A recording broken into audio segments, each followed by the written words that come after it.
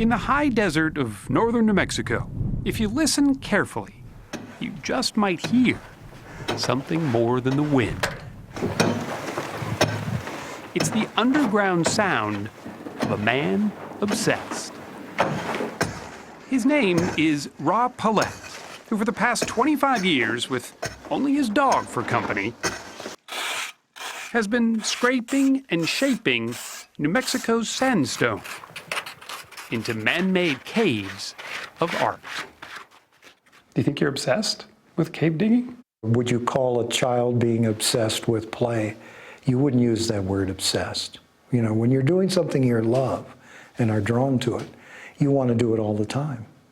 So this is sort of the cave staircase, huh? Yeah. He calls them his wilderness shrines, massive in scale, poetic in their design. If his work takes your breath away, well, that's just what he hoped it would do. I see this as an environmental project. I'm trying to open up people's feelings. So you call this one what? I call this the tree of human kindness. This small opening pales in comparison to the cavern he's dug inside. How long did this take? Close to 900 hours. 900 hours? Yeah. You wanted, though, the sense of sort of being enveloped by a tree. Yes. He sees himself as a magician, playing with space, both big and small, who creates what he calls the cave effect. It has a lot to do with the juxtaposition of opposites. The sense of being underground with light streaming in. The intimacy of being in a cave, yet the columns end up very large, sometimes 30, 40 feet high. He has no degree in sculpting. He's not a structural engineer, and he's not an architect. He's simply a man who found his passion. Most of the wonder that I feel is in the actual making of the caves. Once they're made, You move on. I move on if I want fresh wonder. He's found that fresh wonder digging about a dozen caves so far, most commissioned by nearby residents who want a piece of livable art. What was here before you started digging? Well, there was just hillside. This cave along the Rio Grande River even has power, a wood floor, and a colorful bathtub with running water. It took Paulette 2 years to dig. He charged a mere $12 an hour in labor. You don't do this for the money. You're not getting rich off making these beautiful places. No, it's the process. You know, I'm having the time of my life. You can see the way they're offset here. Amazingly, Ra Paulette's designs have been largely unnoticed. Until recently, that is. I use only hand tools, shovels, mattocks, scrapers. A documentary filmmaker heard of the caves and spent 3 years following Paulette as he dug.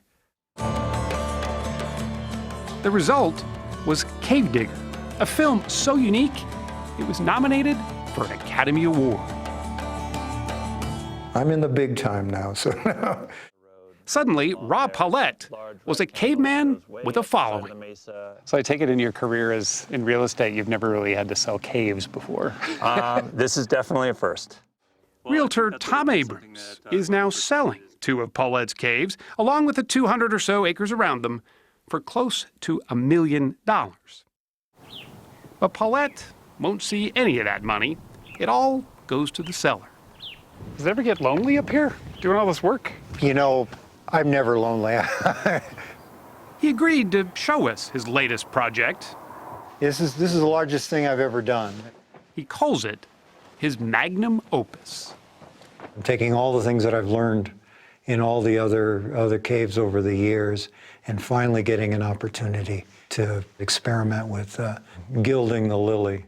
His plan is not only to just carve, but paint these sandstone walls, creating what he hopes will be a healing retreat, a community gathering place, complete with a waterfall. Half this room is going to be a pool. Oh my God. And they'll be seating around the bottom. At 67, he'll be well into his 70s before he shares this cave with the world. He hopes those who come here will find in its solitude what Ra Palet already has, a sense of peace and purpose. If there was one simple thing you wanted people to take away from being in one of your caves, what would it be? At least a moment or a length of time in which they had a deeper feeling and deeper understanding of themselves and life.